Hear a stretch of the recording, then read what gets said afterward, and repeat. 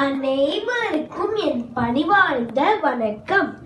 என் பெயர் இஷான். நான் உங்களிடம் ஒரு கதை சொல்ல போகிறேன். அந்த கதையின் பெயர் பொய் சொல்லாதே. சிங்காரபுரம் என்ற ஊர் இருந்தது. பேருக்கேற்ற மாதிரி பார்க்க அழகாக இருந்தது.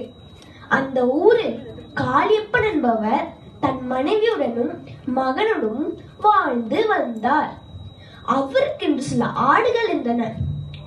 தினமும் காலையில் ஆடுகளை ஊருக்கு வெளியே ஓட்டிக்கொண்டு மேய்ச்சலத்தில் விட்டு மாலையானுடன் ஆடுகளை பத்திரமாக கொண்டு வருவதுதான் காளியப்பனோட அன்றாட வேலை. ஆனால் அவர் பையன் கோவிந்தனோ வேலை என்றால் வெகு தூரம் ஓடுவான். கேலி பேச்சு, வெட்டி பேச்சு, பொய், புரட்டு இப்படி வேண்டாத பழக்கங்களுக்கு அடிமையானான். ஒரு நாள் காளியப்பன் தன் மகனை அழைத்தார். கோவிந்தா, இங்கே வா. என்ன விஷயம்? சீக்கிரம் சொல்லுங்கள், நான் விளையாட போக வேண்டும். படிப்பு தான் வரவில்லை, வேலைக்காவது போகலாம் அல்லவா? விளையாட்டு பிள்ளையா இருக்கிறியே என்று வருத்தப்பட்டார் காளியப்பன். அது போகட்டும், இதற்கு என்னை கூப்பிட்டீர்கள்? நான் சொல்ல முக்கியமான வேலையாக வெளியூர் சென்று 2-3 நாட்கள் கழித்து வருவேன். அது வரைக்கும் நீ இந்த ஆடுகளை பத்திரமாக பார்த்துக்கொள். என்னால் முடியாது, நான் பார்த்து கொள்ள மாட்டேன். பின்பு தன் தாயாசனுடன் சரி என்று ஒப்புக்கொண்டான். மறுநாள் காலையில் ஆடுகளை மேய்ச்சலுக்கு ஓட்டி சென்றான். அவனுக்கு வேலையை பார்த்து பழக்கமில்லை என்பதால் பொழுது போகவில்லை. ஆடுகள் எங்கேயோ ஒரு மூலையில் இல்லை தலைகளை மேய்ந்து கொண்டிருந்தன.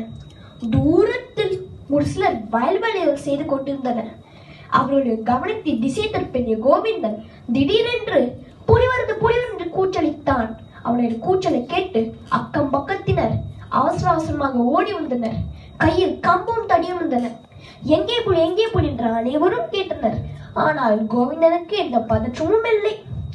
என்னிடம் பேச யாரும் இல்லை, அதனால் நான் உங்களை சத்தம் போட்டு கூப்பிட்டேன். வந்தவர்கள் அனைவரும் கடிந்து திட்டிவிட்டு சென்றனர். 2வது நாளும் இதே போல் புலி வருது அச்சத்தை கிளப்பினான். அவர்கள் எல்லாரும் ஓடுவதையும் அவனை திட்டுவதையும் பார்த்து ரசித்து பொழுதை கழித்தார். 3வது நாள் கோவிந்தன் ஆடுகளை மேய்ச்சலுக்கு ஓட்டி சென்றான். இன்று வேறென்ன பொருளியை கிளப்பலாம் என்று அவன் யோசித்த போது ஆடுகள் ஆபத்தில் சிக்கிய குரல் கேட்டது. திடீரென்று ஒரு புலி ஒரு ஆடு மீண்டு பாய்ந்து கடித்து குதறியது. கோவிந்தனோ ஐயோ புலி காப்பாத்துங்கள், ஐயோ புலி காப்பாத்துங்கள் என்று அலறினான். ஆனால் யாரும் அவன் குரலுக்கு மதிப்பளித்து முன்வரவில்லை. அதனால் ஆடுகளை புலிக்கு இரையாக்கிவிட்டு சோகத்துடன் வீடு திரும்பினான். நாம் இந்த கடையின் மூலம் நாம் என்ன தெரிந்து கொள்ளும் என்றால், விளையாட்டு கூட பொய் சொல்லக்கூடாது. இல்லை என்றால் அது ஒரு ஆபத்தில் முடிந்துவிடும். எனக்கு வாழ்வித்த அனைவருக்கும் நன்றி, வணக்கம்.